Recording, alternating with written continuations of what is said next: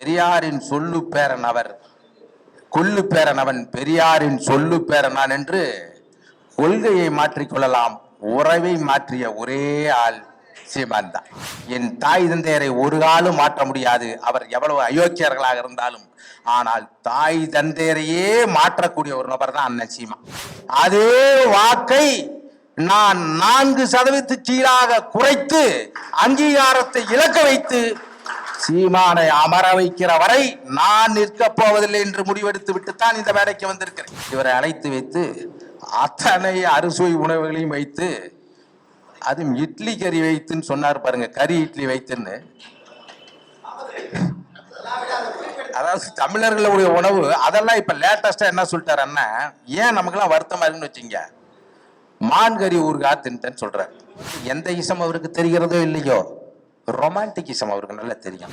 சீமான் என்ற தீய விதையை அகற்றாத வரை தமிழனுக்கு விடுவாரம் இல்லை. டயா பூஸ்டர் சுகரை கண்ட்ரோல் பண்ணும், உங்க ஆரோக்கியத்தை மீட்டு தரும். சர்க்கரையை கட்டுப்படுத்துறதுக்கான எளிமையான வழிமுறை, இயற்கையான வழிமுறை. அனைத்து மருந்து கடைகளிலும் கிடைக்கும். வீரத்தை என்னுள்ளே விதைத்த நன்னன் பிரபாகரனுக்கும் என்னை இங்கே அனுப்பி எனது ரத்தத்தை, அண்ணன் வேல்முருகன் ரத்தத்தை காயம்படாமல் நாகரிகமாக பேசிவிட்டு வா என்று அனுப்பிய வேல்முருகன் அவர்களுக்கும் நன்றியை தெரிவித்துக் கொள்கிறேன். கடைசியில பேசுற தொல்லையே உண்மையிலேயே நீங்க எல்லாம் சீமானுக்கு நன்றி சொல்ல வேண்டும். தமிழ்நாட்டில் பெரியாருக்கு பிறகு உங்களை தொடர்ந்து இயங்க வைப்பதில் வெற்றி பெற்றவர் அண்ணன் சீமான்.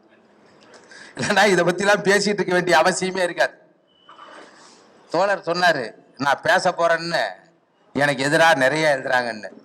நான் எப்பயும் அதை கவனிக்கிறது இல்லை, நான் பேசுறத மட்டும்தான் அவங்க கவனிக்கணுங்கிறதுல தெளிவா இருக்கிறவன் நான். ஏன்னா நான் தமிழ்ல இருக்கும் போது கூட நான் என்ன பேசுறேன்னு எவனும் பார்த்ததே இல்லை. இப்ப ரொம்ப பாக்குறானுவன். அதனால அதுக்கு நான் அண்ணன் சீமானுக்கு நன்றி தான் சொல்லணும். நான் இதை புதுசா எதுவும் பேச போறது இல்லை. சீமான் என்ன பேசினாரோ அதை தான் பேச போறேன். உலகிலேயே மிக சகிப்புத்தன்மை வாய்ந்தவன் முதல்ல அண்ணன் சீமான், ரெண்டாவது நான் தான். ஏன்னா 28 வருஷம் ஒருத்தன் ஒரே பேச்சை கேட்டுக்கிட்டே இருந்திருக்கேன், நான் எவ்வளவு பெரிய சகிப்புத்தன்மையா இருந்திருப்பேன். ஒரே நிமிஷம். இந்த மேடையில் சீமானை அவர்களே என்று அழைப்பதற்கும் சீமான் அண்ணன் என்று அழைப்பதற்கும் தடை விதிக்கப்பட்டுள்ளது. அதாவது அவர் பிரபாகரனை பார்த்து விட்டு பேசுவதால் நாகரிகம் இல்லாமல் இருக்கிறார். நான் பிரபாகரனை படித்து விட்டு பேசுவதால் நாம் நாகரிகத்தோடு இருப்போமே. ஆனால் பெரியாரே எந்த சூழ்நிலையிலும் யாரையும் நாகரிகம் இல்லாமல் பேசியதில்லை தான் நான் படித்திருக்கிறேன். சீமான் இந்த அளவுக்கு இருப்பதற்கு காரணம் ஆர்எஸ்எஸோ பாஜகவோ இல்லை, பெரியாரும் பெரியார் மேடைகளும் மார்க்சி அம்பேத்கரிய மேடைகளும் தான். அவர் 2004 பேச மேடையில் போது அப்பொழுதும் கூட நான் தான் இருந்தேன். பெரியாரின் பேரன், மார்க்சின் மைந்தன், தம்பி பிரபாகரனின் தம்பி உங்கள் சீமான் பேசுகிறேன்னார். நடுவில் இதே மாதிரி பெரியாரின் பேரன் பேசும்போது, ஐயா யுவிகேஎஸ் இளங்கோவன் அவர்கள், பெரியாருக்கு ரத்த வலி பேரன் தான், நீ பேரன் கிடையாது அப்படின்னு சொல்லி பெரியார் மைனரா இருந்தாரு, அப்ப எங்கேயாவது போயிருப்பாரு. இதெல்லாம் நான் சொல்லிங்க, இளங்கோவன் சொன்னார். அப்ப சொன்னார், இல்லை இல்லை நான் கொள்கை பேரன்னார். இது எப்ப? 2004 டிசம்பர் 24 பெரியார் நினைவு நாள் வரைக்கும் பேசிவிட்டு, இப்பொழுது பெரியாரின் அந்த அந்த விசில் அமைப்பு நடத்துதே, அதுல போய் பெரியாரின் சொல்லு பேரன் அவர், கொல்லு பேரன் அவன், பெரியாரின் சொல்லு பேரன் நான் என்று கொள்கையை மாற்றிக்கொள்ளலாம், உறவை மாற்றிய ஒரே ஆள் சீமான் தான். நான் கொள்கையை மாறலாம். நேற்று வரை நான் அண்ணன் அறிவுமதி அவர்களை சந்திக்கிற வரை கம்யூனிஸ்டாக இருந்தேன், கம்யூனிஸ்ட் குடும்பத்தில் பிறந்தேன், ஏஏஒஎஃப்ல இருந்தேன். அண்ணனை சந்தித்த பிறகு பெரியாரிஸ்டாக பிரபாகரனிஸ்டாக தொடர்ந்து செயல்பட்டு வந்தேன். இன்றைக்கும் அப்படியே தான் இருக்கிறேன். ஒரு காலம் நான் சீமானிஸ்டராக இருந்ததே இல்லை. ஆனா அப்படி கொள்கையை மாத்தலாம், பாதை பயணித்த மாத்தலாம். என் தாய் தந்தையரை ஒரு காலம் மாற்ற முடியாது, அவர் எவ்வளவு அயோக்கியர்களாக இருந்தாலும். ஆனால் தாய் தந்தையரையே மாற்றக்கூடிய ஒரு நபர் தான் அண்ணன் சீமா. இன்னைக்கு பல பேர் தூக்கத்தை நான் கெடுத்துட்டேன், ஏன்னா எல்லாத்தையும் இவங்களே பேசிட்டாங்க. இருந்தாலும் அந்த மேடையில போய் நிக்கணுங்கிற ஒரே காரணத்துக்காக தான் வந்தேன். ஏன்னா நீங்க நினைக்கிற மாதிரி எதையும் இப்ப பேசிட மாட்டேன், சீமான் நினைக்கிற மாதிரி எதையும் பேசிட மாட்டேன். ஏன்னா அது ஒரு போலி பிம்பம், அதற்கு குண்டூசி போதும். தேவைப்படுகிற நேரத்தில் வெடியுண்டோ பீரங்கியோ கட்டாயமாக பயன்படுத்துவேன், கட்டாயமாக. ஏன்னா இப்பவே நான் பேசிட்டேன்னா ஓ இதுதானான்னு போய் தூங்கிடுவான். தேர்தலில் எந்த 8.22 விழுக்காடு பெறுவதற்கு நானும் கள்ளக்குறிச்சி பாராளுமன்ற தேர்தலில் நின்று 3வது வாக்கை வாங்கி அந்த வாக்கு என் மூலமாக கட்சி அங்கீகரிக்கப்பட்டதோ அதே வாக்கை நான் 4% கீழாக குறைத்து அங்கீகாரத்தை இழக்க வைத்து சீமானை அமர வைக்கிற வரை நான் நிற்கப் போவதில்லை என்று முடிவெடுத்து விட்டுத்தான் இந்த வேலைக்கு வந்திருக்கிறேன்.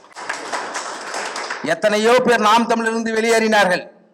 சொன்ன காரணம் என்ன மதிக்கவில்லை, அங்கீகாரம் கொடுக்கவில்லை, அதை கொடுக்கவில்லை. நான் சொல்லிவிட்டு வந்தது, பெரியாரை என்று சீமான் ஒழிப்பேன் என்று சொன்னாரோ அன்றுதான் நான் வெளியே வந்தேன். அதுவும்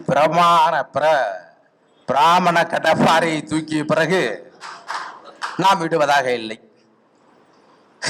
தமிழ் தேசிய கடப்பாறையை நாக்பூரிடம் விற்று விட்டார், அதை நாம் மீட்டெடுத்து விட்டோம். அதாவது சீமானுடைய வாழ்க்கை என்பதே பிரபாகரனை சந்திப்பதற்கு முன் சந்திப்பதற்கு பின். இப்பொழுது பிராமண கடப்பாறை அவர் எடுப்பதற்கு முன் எடுத்ததற்கு பின் என்றாக பிரித்து விட்டோம். ஏதோ இவருள்ள பேசுவானுவேன், சீமான் தான் வளர்ந்தாரு, நாம் தமிழர் கட்சியில் தான் ஜெகதீஷா வளர்ந்தாரு. நாம் தமிழர் கட்சியை வளர்த்ததும் சீமானை செதுக்கியவர்கள் உருவாக்கியவர்கள் நானும் ஒருவன் என்ற திமிரோடு இங்கு நின்று கொண்டிருக்கிறேன். அந்த பாவத்தை போக்குவதற்குத்தான் இந்த மேடையிலும் நின்று கொண்டிருக்கிறேன். தலைவரை போய் சந்தித்து வந்தார் 2008 பிப்ரவரி 8. 4ஆம் தேதியே நாங்கள் பிப்ரவரி 4 இங்க இருந்து கிளம்பணும். அன்னைக்கு அங்கிருந்து ஒரு அழைப்பு வந்தது, இன்று வராதீர்கள், அன்று இலங்கையினுடைய சுதந்திர நாள், அவர்களுக்கு அவர்கள் வான வேடிக்கை நடத்துவார்கள், நாமும் வான வேடிக்கை நடத்துவோம், நீங்கள் திரும்பி போய்விடுங்கள் என்று சொல்லிவிட்டார்கள். அழைத்து விட்டு வந்தேன். அந்த பயண திட்டத்தை ஒழுங்காக அமைத்து அவர் போயிட்டு வருவதற்கு ரகசியம் காத்து அன்றைக்கு அந்த பயண திட்டத்தை ஒழுங்கு செய்தவன் நான் தான். தலைவரை சந்தித்து அங்கு சென்று ஒரு வாரம் அவர் தலைவரை சந்திக்கவே இல்லை. எல்லோரும் சொன்னார்கள் தலைவரை சந்திக்கவில்லை, அந்த புகைப்படம் எல்லாம் போட்டோஷாப் என்று சொன்னார்கள். நான் உண்மை தவிர வேறு எதுவும் பேசவில்லை. கண்டிப்பாக அவர் தலைவரை சந்தித்தார். ஆனா அவர் 15 ஆண்டுகள் பேசுகிற அளவுக்கு அவர் தலைவரை சந்திக்கவில்லை. காரணம், இயக்குநர்களுக்கு எப்போதுமே ஒரு மனநிலை உண்டு. தான் எடுக்கிற கதை, நான் படமாக எடுக்கிற கதை எடுக்க முடியாத போய்விட்டால் சாகும் தருவாய் வரை அந்த கதையை சொல்லிக் கொண்டே இருப்போம், யாரை பார்த்தாலும் சொல்லிக் கொண்டே இருப்போம். அதுபோல அண்ணன் சந்தித்தார், 2 முறை சந்தித்தார். ஒரு வாரம் கழித்து ஒரு 1/2 மணி நேரம் முதலில் சந்தித்தார். அதற்கு பிறகு 2வது முறை 6-7 நிமிடங்கள் சந்தித்தார். அழைத்து கொண்டு போய்விட்டார்கள். அதுக்கு பிறகு சந்திக்கவே இல்லை. இதெல்லாம் அவர் போய்விட்டு வந்தது என்னிடம் சொன்னது. அங்கு இருந்தது 14 நாட்கள். ஏனென்றால் விசா ரினியூல் செய்யவில்லை, ஏன்னா அன்றைக்கெல்லாம் அரைவில் விசா. அந்த 14 நாளில் அவர் சொல்கிற கதையை நான் எவ்வளவு சகிப்புத்தன்மையோடு கேட்டிருப்பேன், சிந்தித்து பாருங்கள். அதனால் இவர்கள் திட்டுகிற திட்டம் எல்லாம் நாம் சாதாரணமாக எடுத்துக்கொள்கிறோம். ஒரு மாபெரும் போராட்ட வீரனை எத்தனையோ பேர் போய் சந்திச்சுட்டு வந்தாங்க. அண்ணா அறிவுமதி போனாரு, சுபவி போனாரு, திரைப்படத்தில் பாரதி ராஜா போனாரு, மகேந்திரன் போனாரு.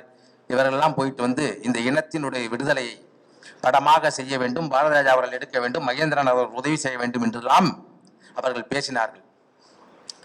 நான் போய் போராட்டம் நடக்கிற துவக்கிற காலம் அது. ஏன்னா 2009 போராட்டம் முடிந்து விட்டது. 2008 போராட்டம் நடந்துட்டு இருக்கிற நேரம், துவங்குகிற நேரம். அங்க போய் இவர் ஏதோ ஓசிமின் போலவும், ஒரு தேசிய இன விடுதலையை வென்றெடுத்த பிடல் காஸ்ட்ரோ போலவும், இல்ல பாலஸ்தீன விடுதலைக்கு போராடிய யாசர் அரபாத் போலவும் இவரை அழைத்து வைத்து அத்தனை அறுசுவை உணவுகளையும் வைத்து, அதுவும் இட்லி கறி வைத்துன்னு சொன்னார் பாருங்க, கறி இட்லி வைத்துன்னு. அதாவது தமிழர்களுடைய உணவு அதெல்லாம் இப்ப லேட்டஸ்டா என்ன சொல்லிட்டாரு அண்ணா, ஏன் நமக்கெல்லாம் வருத்தமா இருக்குன்னு வச்சுங்க, மான்கறி ஊறுகாய் தின்ட்டேன்னு சொல்றாரு. நீங்க இப்ப இல்ல படப்பிடிப்புல டேய் நாங்கெல்லாம் ஒரு படப்பிடிப்பு முடிஞ்ச உடனே சாயந்தரம் போய் நாளைக்கு என்ன வேலை மாலையில் என்ன வேலைன்னு கேட்டுதான் தூங்குவோம். படப்பிடிப்பு நடந்துட்டு இருக்கும்போது டேய் அந்த ஆர்டிஸ்ட் வந்தாத்தா இந்த ஆர்டிஸ்ட் வந்தா கேட்க மாட்டார். 12வது மதியம் என்னடா வச்சிருக்க, என்ன பண்ணு, அந்த இது இருக்குல்ல உப்பு கறி இருக்குல்ல கருவாடு தூக்கு இருக்குல்ல, தயாரிப்பாளர் அங்க அள்ளு கல்றுவான், படம் எடுக்கிறாங்களா சாப்பிட வந்தாங்களாங்கிற அளவுக்கு குடலே கருகிட்டோம். அந்த மாதிரி ஏன் சொல்றேன்னா, இவர் யார் மூலமாக போனாரோ அந்த கலை இலக்கிய பண்பாட்டு பாசறையினுடைய செயலாளராக இருந்த சேரநாதர்கள், இவர் எந்த அளவிற்கு பழக்கமோ அந்த அளவுக்கு எனக்கும் பழக்கம். இவர் அங்க இருந்துட்டு வரும்போது இந்த மான் கறி மேட்டர் சொல்லிடுறேன். மான் அங்கு தடை செய்யப்பட்ட விலங்கு. எந்த சட்டத்தை விதியை போடுகிறாரோ அதை முதலில் மதித்து நடப்பது தலைவர் பிரபாகரன். தடை செய்யப்பட்ட விலங்கை தடையை மீறி இவருக்கு சுட்டு போடுவதற்கு இவர் என்ன இதெல்லாம் நம்ம வாயால சொல்லக்கூடாது, தம்பி மரியாதையா வேற பேசக்கூடாது சொல்லிட்டான். ஏன்னா தொடர்ச்சியாக இது போல பேசி போராட்டத்தை சிதைப்பதற்காக இந்திய உளவுத்துறையால் உருவாக்கப்பட்ட ஒரு நபர் சீமான் என்பது தெரிந்து கொள்வதற்கு எனக்கு இத்தனை ஆண்டுகள் ஆகிவிட்டது. தோழர் சொன்னார் நான் உடனே தெரிந்து கொண்டேன் என்று.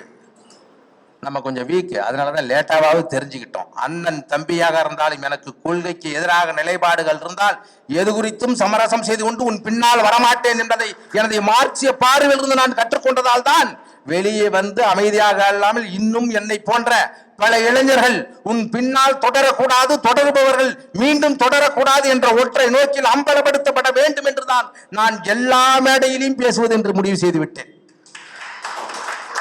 இதோ நீங்க புதுசா போய் அவர் விசில் இதுல பேசுறாரு.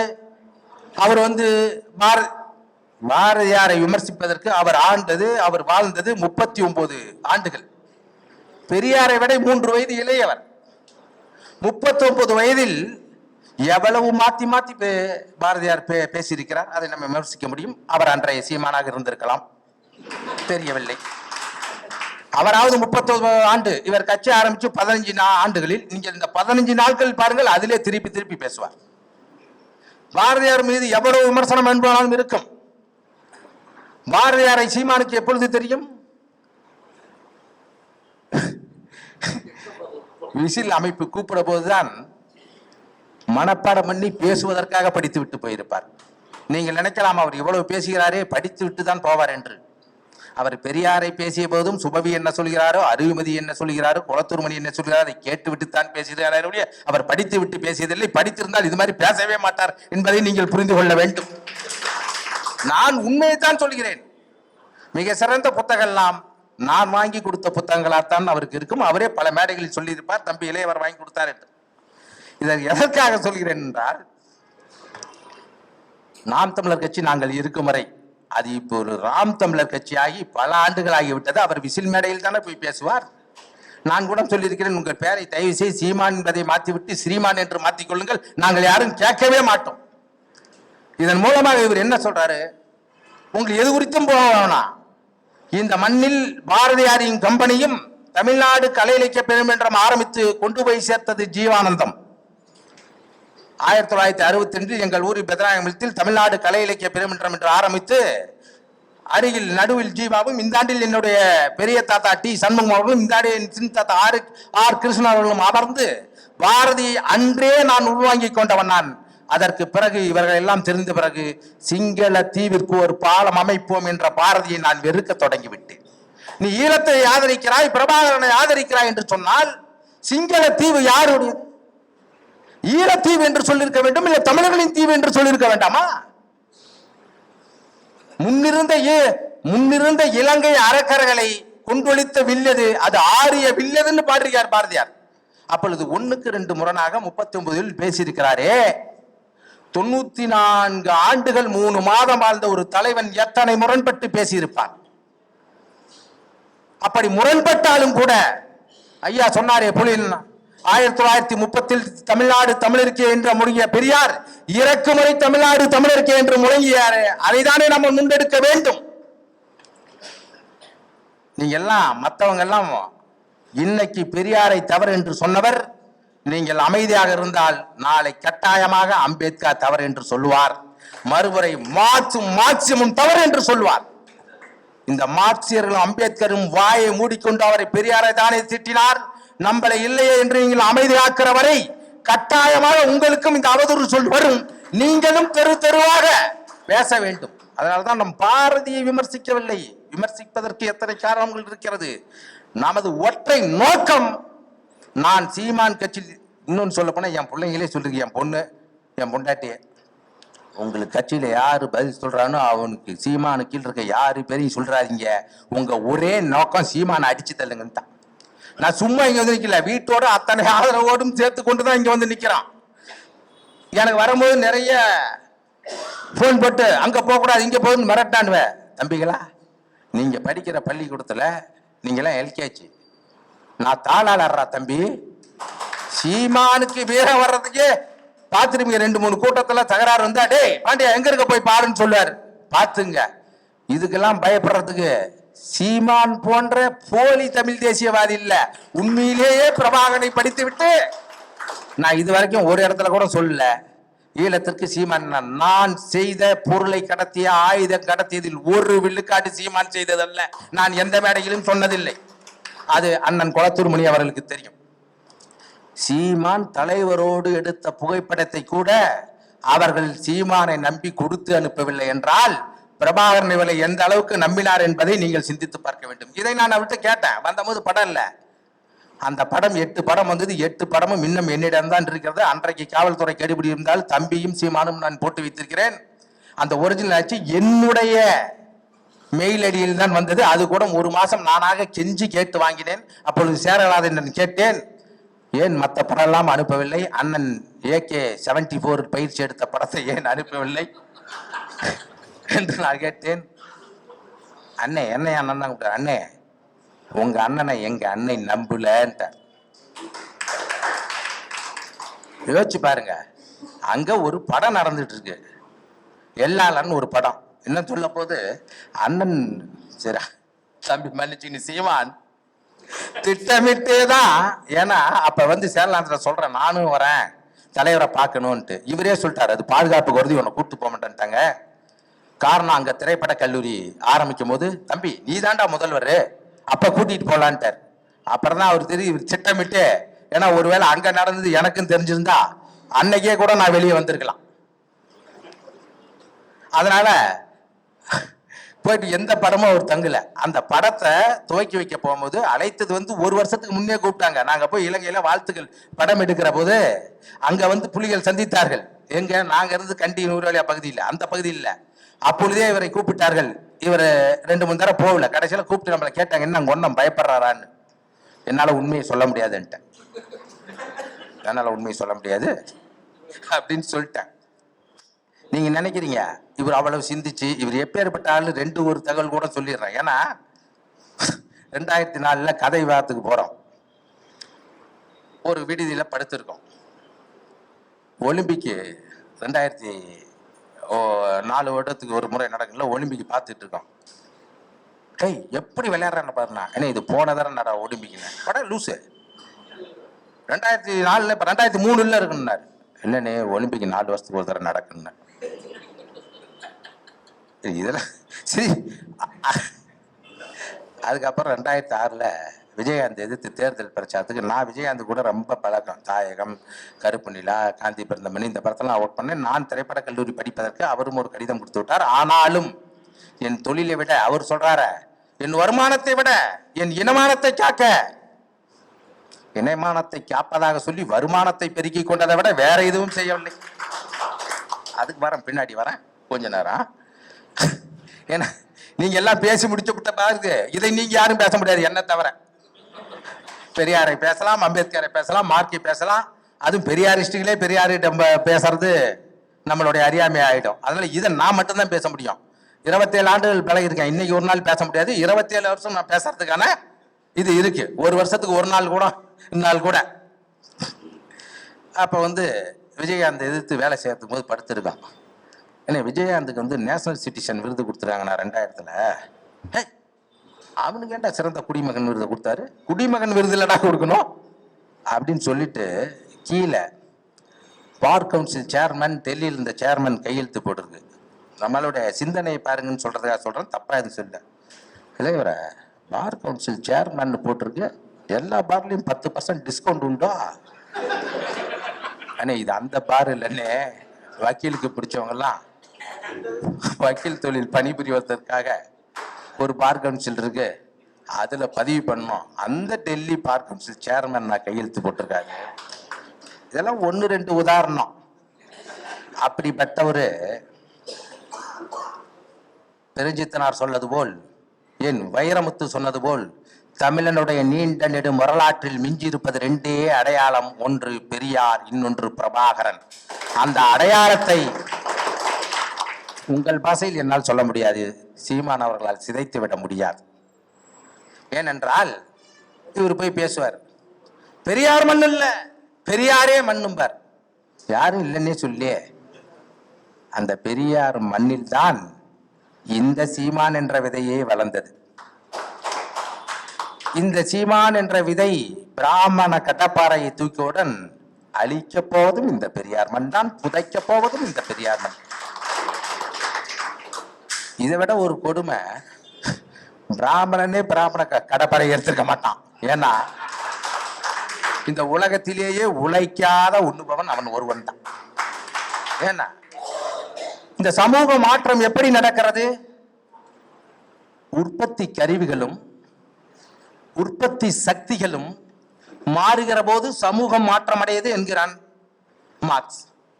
உற்பத்திக்கரியான அருவாளோ, களக்கட்டோ, மண்வெட்டியோ, கடப்பாறையோ அவனே சிரிப்பான், அவன் தூக்கியதாக வரலாறு இல்லை.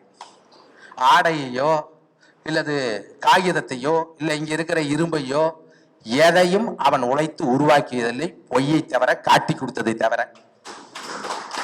அவனதான் இவர் சொல்லுவாரு, பார்ப்பான் அனைவரையும் சமமாக பார்ப்பான். அன்னைக்கு முடிஞ்சது கதை. அதாவது அவனே சிரிச்சிருப்பான்.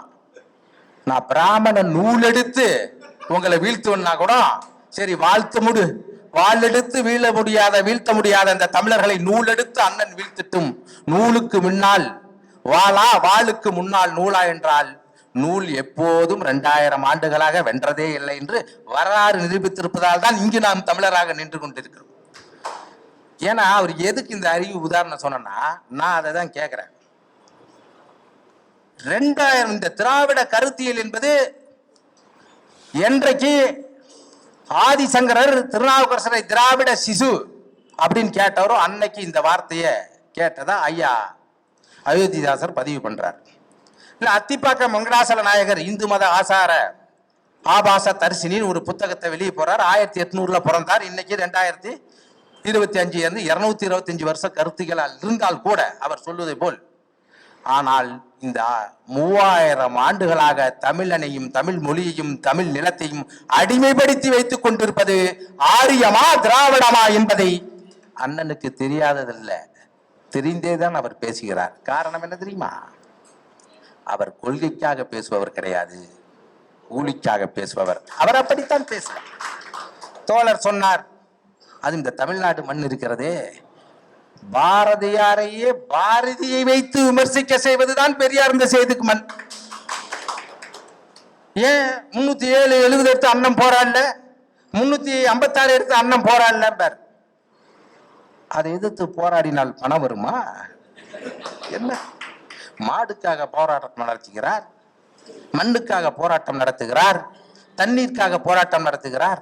ஆமாம், ஏன்? மக்களோடு அவரால் நடத்தவே முடியாது. அவர் பேச்சை யாரும் கேட்க தயாராக இல்லை. அதனால்தான் அவர் நடத்துகிறார். அதுவும் அவர் இரட்டை பயன்படுத்துவதற்காக நடத்துகிறார். மண்ணுக்கு போராடினால் பின்னால் போய் யார் தம்பி மண்ணடிக்கிறவனெல்லாம் பணம் வாங்கி விட்டு வந்து விடுவான்.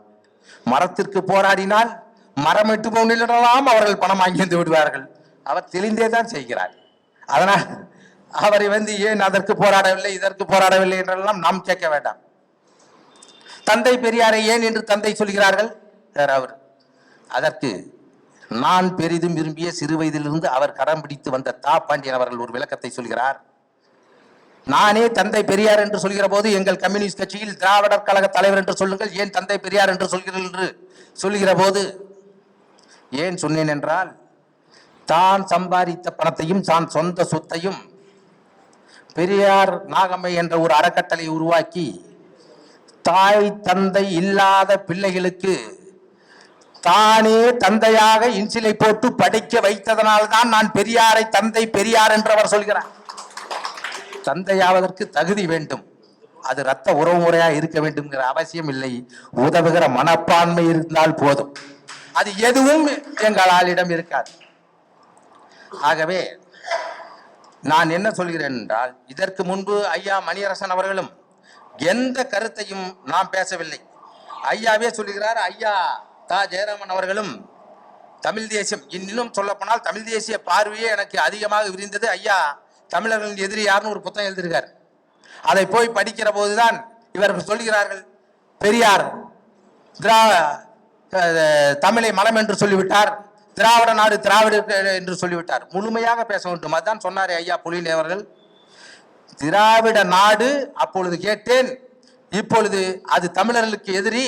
காரணம் என்றால் மலையாளிகள், கன்னடர்கள், ஆந்திரர்கள் எல்லோரும் சேர்ந்தால் அன்றும் நாம் சிறுபான்மையாகத்தான் இருப்போம். அதனால் தமிழ்நாடு தமிழருக்கே என்றுதான் ஐயா சொன்னார். அதை மறைக்கிறார்கள்.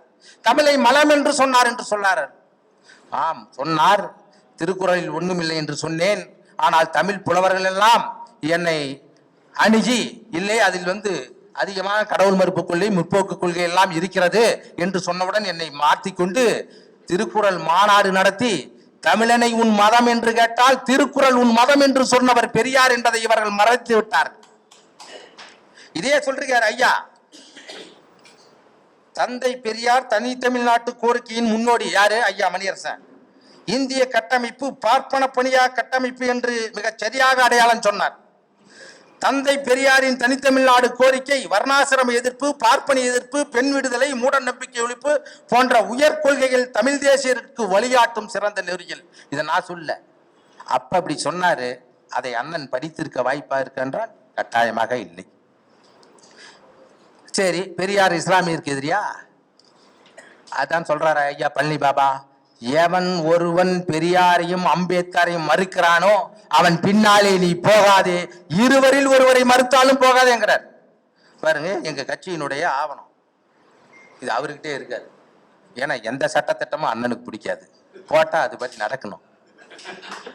ஏன்னா அவர் எந்த இசம் அவருக்கு தெரிகிறதோ இல்லையோ, ரொமான்டிக் இசம் அவருக்கு நல்லா தெரியும். தப்பா நினைக்காதீங்க. அது என்னன்னா, கலைஞர்கள் அதிக சுதந்திரம் உள்ளவர்கள், அவர்களை கலைஞர்கள் தான் பிரதிபலிக்க முடியும் என்றால் ஒழுக்கத்தை சற்று தளர்த்திக் கொள்வதற்கு அந்த ரொமான்டிசத்தில் ஒரு விதி இருக்கிறது. ஏன்னா நான் ஓவிய கல்லூரி படித்த மாணவன் என்றால் அனைத்து இசங்களையும் படித்திருக்கிறேன். கியூபிசம், சர்லிசம், எல்லா இசங்களையும் படித்திருக்கிறேன். இதில் இஸ்லாமியர்களுக்கு அண்ணன் எதுக்கு சொல்லணும்? ஐயா சொன்னார். ஆமா, அந்த நேரத்தில் ராஜாஜியோடு காகிதம் இல்லத்தவர்கள் கூட்டணி வைக்கும் போது சொன்னேன். ஆனால் இறுதி வரை அவர் இஸ்லாமியருக்கு எதிராக இருந்தாரா என்றால் கட்டாயமாக இல்லை. அந்த காலத்தில் 73 சாகிற வரை. ஆனால் நீங்கள் இந்த காலகட்டத்தில் ஏதோ இவர்தான் இஸ்லாமிய மதத்தை தூக்கி நிறுத்துவது போல பேசிக்கொண்டிருக்கிறாரே. இதே பாருங்க, விதி எண் 3ல இந்த புத்தகம் நம்ம தான் இருக்கு, அவன்கிட்ட இருக்காது. ஏன்னா அங்க இருக்க எவனுக்குமே விதி தெரியாது. ஏன்னா அது தெரிஞ்சுக்கணும் அவசியம் இல்லை. ஏன்னா விதி இதுதான், ஒழுங்கு இருக்கணும், ஒழுங்கு இருந்தா கட்டுப்பாடு இருக்கணும், கட்டுப்பாடு இருந்தா அந்த கொள்கை வென்றுவிடும். கொள்கை வெல்லக்கூடாதே என்று ஒரு கட்சி நடத்துறதுன்னா நம்மால் தான். ஏன்னா அண்ணன் சொல்லக்கூடாதுன்றார், வாயில் நின்றுச்சு. முரண்பாடுகளான முகமதியரும் கிறித்துவமும் தமிழ் தேசியத்தை ஒவ்வொரு காலத்தில் ஆளுமை செலுத்தியவை. சட்ட பாதுகாப்பு, சொத்துடைமை, வலுவும் பண்பாட்டு பின்புலம் கொண்ட மதவழி தனி இன கட்டுமானம் கொண்டவை. முகமதிய தமிழரும் கிறிஸ்துவ தமிழரும் தங்களுடைய முதன்மை அடையாளம் தமிழ் தேசிய அடையாளமே என்று உணர்ந்தறிந்து வருவாராயின் நட்பு முரண் வகையிலும் அல்வழி பகைமுரண் வகையிலும் இடம்பெறுவர். இவர்கள் எச்சரிக்கையோடும் விழிப்போடும் அன்போடும் கையாள வேண்டிய தரப்பினர். இது எதுவும் நான் சொல்ல, அவர் சொல்றார். கொஞ்ச நாளைக்கு முன்ன என்ன சொன்னாரு? சாத்தானின் குழந்தைகள். எதுக்குன்னா இவரே மாறி மாறி தானே பேசுறாரு. அது மட்டும் இல்ல, என் மதம் சைவம், வைணவம், நீ எப்படி செக்கு எண்ணெய்க்கு திரும்புறியோ, இயற்கை உணவுக்கு திரும்புறியோ அந்த மாதிரின்னு சொன்னா இதையெல்லாம் நீங்கள் சொன்னீர்களே, மாத்தி மாத்தித்தானே பேசுகிறீர்கள். இவருடைய நோக்கம் ஒன்றை மட்டும் சொல்லிவிட்டு விடுபெறுகிறேன். பெரியாரை சிதைப்பதல்ல. ஏனென்றால் இந்த மண்ணில் ஈழ விடுதலையும் பிரபாகரனையும் தெரு தெருவாக கொன்று சேர்த்தவர்கள், வெகுஜன அரசியல் மயப்படுத்தியவர்கள் பெரியாரிஸ்டுகள். நான் பிரபாகரனை கண்டு கொண்டது, நான் கம்யூனிச குடும்பமாக இருந்தாலும் எங்க ஊரில் பெதராயமலையும் கோட்டக்கரை மைதானத்தில் அன்று வடிவில் ஒரு அரங்கம் அமைத்து விடுதலை புலிகளுடைய சண்டை காட்சிகளை மறைப்போடு போட்டு, என உளவுத்துறை வரும், அவன் யாரும் கண்டுபிடிக்கப்பட்டு சுத்தி பார்த்து வந்தவுடன் துண்டறிக்கையை படித்து விட்டு அவர்களுக்கு நமக்கு தொகையை ஏதாவது கொடுத்து போவோம். அந்த வகையில் கொண்டு போய் சேர்த்தவர்கள் பெரியாரிஸ்டுகள் தான். பார்ப்பனன் இவர்கள் பிரபாகரன் என்ற பெருஞ்சொல் தமிழன் உடைய உணர்வில் ஊடி இருக்கிற வரை நாம் இந்த மண்ணில் மீண்டும் அரசியல் செய்ய முடியாது. ஏனால் உலகம் முழுக்க நீங்கள் சிந்தித்து பார்க்க வேண்டும். 1925 தான் இந்து மகாசபை ஆரம்பித்தது. 1925 தான் கம்யூனிஸ்ட் பொது உடைமை இயக்கம் ஆரம்பிக்கப்பட்டது. 1925 தான் சுயமரியாதை இயக்கம் ஆரம்பித்தால் கூட இந்தியா முழுமைக்கும் அவன் ஆண்டாலும் இங்கு தமிழ்நாட்டில் அவன் ஆள முடியாத சூழல் இருப்பதால் பிரபாகரன் என்ற பெருநெருப்பை பெரியாரை எதிராக பயன்படுத்தி வீழ்த்திவிடு என்று அவர் கட்டளையில் காரணமாகத்தான் பெரியார் இறந்தது 73, தலைவர் ஆரம்பித்தது இயக்கம் 75. அவரையும் இவரையும் எதிர்பரமாக நிறுத்தது சீமா. பிரபாகரன் சொன்னாரா? சொல்லியிருக்கீங்களே. என் அண்ணனை சந்தித்து விட்டு பிறகு வந்த பிறகுதான், ஏப்பா நாங்கெல்லாம் இங்க இருக்கோம், அண்ணாவும் பெரியாரும் பிறந்த மண்ணில் இருந்துகிட்டே அந்த சாதி இழிவை தொடக்க முடியலன்னு கேட்டாருன்னு சொன்னாரு. கட் பண்ணன்னு வச்சுங்க. எங்க அண்ணனை சந்திச்சுட்டு வந்த பிறகுதான் நான் முடிவு பண்ணேன், என்னன்னு பெரியார ஒழிக்கிறதுக்கு காசு வாங்குறேன். என்னையா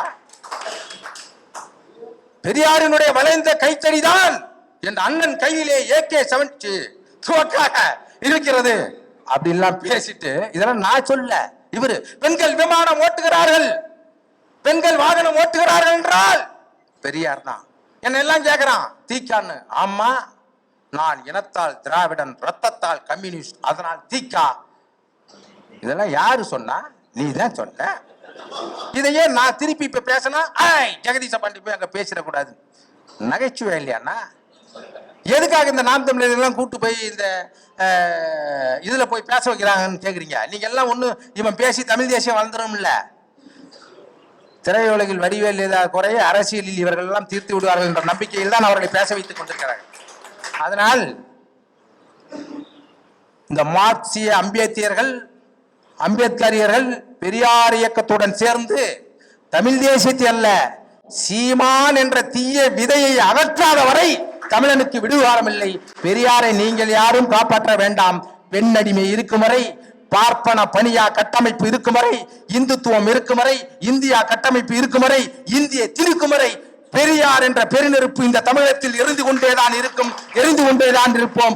நாம் ஆட்சிய பெரியாரி அம்பேத்கரிய கருத்துக்களை உள்வாங்கி தமிழ் தேசியத்தை சீமான் அல்லாமல் வென்று காட்டுவோம், சீமானை ஒழித்து காட்டுவோம் என்று கூறி விடைபெறுகிறேன். நன்றி.